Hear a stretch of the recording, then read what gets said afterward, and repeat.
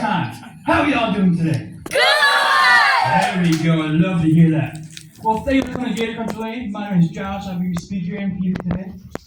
Before we start talking about these big old animals right here, I want to talk about the park first of all. So with Gator Country, we are not the original owners of the property. Be careful. We are bought about 3 years ago from the original owner.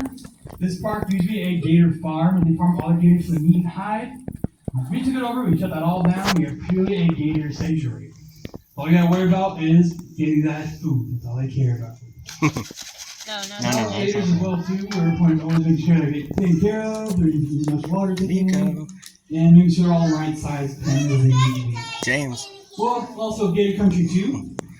We also are always adding on as well. Nice and parakeets on the way over by the goats. We added that on this last winter. We're always trying to add some new ones to the property every year or so.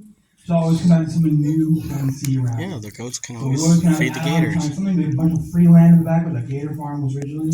Reggie used to go to farming at. We took the perch. Big old one right there. And now we have free land. We do whatever Just we like want. right up close to the boat. It's got that big old Now mouth. also Gator Country has an internship program. So I sent a guy in the red shirt named Nico. He's our last intern in the season. We take parents college students from all the United States to come on and work with us. And he's been with us since last May. That must be And like he'll keep on with us a little longer since he just graduated.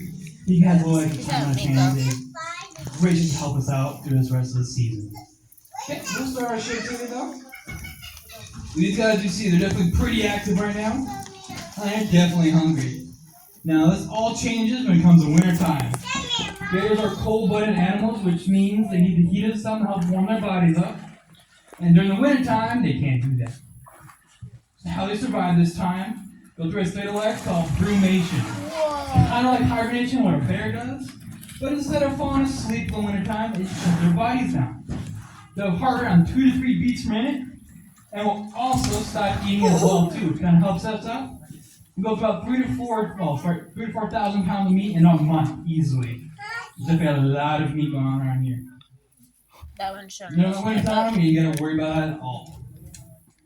Now, after the winter time though, comes a big time for alligators with two main things. Very first is time for mating season. During mating season, parents will try to happen is a male will try to attract a female.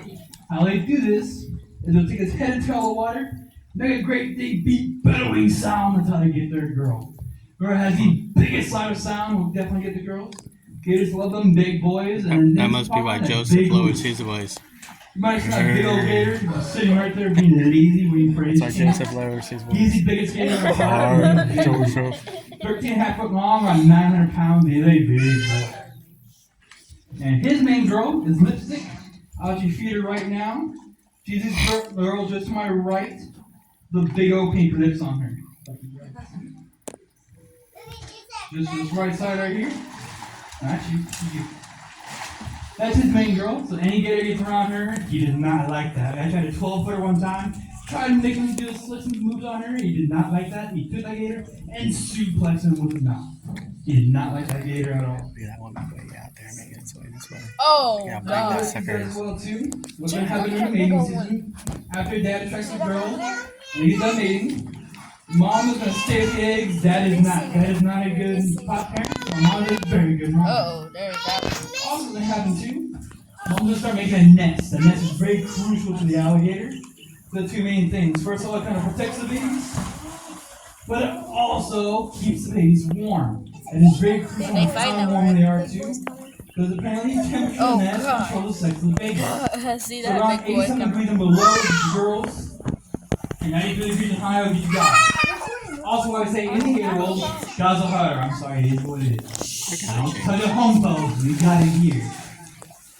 Now, after that point, once one has that nest all set up and ready, 3 to 4 months will go by of her protecting that nest, and then it's time for the babies to hatch. So this month right now, September, is prime hatching season. This is when most gators are born. Some are a little early in August, some a little bit later and more like October time, but usually all in September is the main time for gators being hatched. Now, I'm going to ask you a question real quick. Make sure to be loud. I can't hear you too well over here, especially with all this noise. But with an alligator, it comes out of the egg. How many teeth y'all think they have around the egg? Just throw out some numbers. I don't expect that now. 1, 10, 40, 200. That's definitely a mouthful right there. 85. 85. Oh, you're so close. About 100. You're a little farther off. 90. You're even farther off now. 80. Actually has 81 teeth around the egg. So you're pretty close to where you said 1 as well. So it's an alligator. Any of these guys right here have around 80 teeth in their mouth. Now, they don't always have fully 80 teeth. You might see lipstick, big old worn down face, definitely has some teeth missing, or some other guys around this property too. But with the baby alligators, on their nose, right up here, there's a big old tooth right there called an egg tooth. What that egg tooth does, it allows the alligator to be able to bust food out of the egg. Chickens, birds, and also other reptiles also have that tooth as Oh, well. that's a big one. That allows for the baby gator to be able to get on out and survive in the wild. Now, some of them aren't ready sometimes when they're getting hatching, so not all the babies will hatch at the same time. After that point, once they're all out of the egg, He's they're like, I'm ready. sick of this. Mom will pick the baby alligators He's next even 6 like, to I'm 9 sick of months. this. They start at 6 Yeah. inches. He's like, and once yeah, you done feed with me, them, I'll about leave 7 him. to 8 inches. I'll make their way Baby back around. alligator being all on its own and that small. What do y'all think is the biggest predator to that baby alligator? Bigger alligators? Alligators, you are right. Gators are cannibals. They don't care if they're babies or someone else's. All they see is free, easy meal. All they care about. Answers will be at the end of the show, buddies. Both alligators do not care if they're someone else's. Dad, he'll come back around. Well, he's not going to help those kids with his homework. Well, he's going to come back to him and eat them. All he cares about. So the gator will come back around and try to eat his kids. Now, once they get away from Dad and they don't want to try to eat them, a baby gator can go around 3 to 4 inches or so a year. For the first 4 to 5 years of their life. Now, it starts slowing down as the bigger you get. With an alligator, there's 3 main reasons how fast they grow. How much food, heat, and environment, how they turn size, depends how fast the gator will truly grow.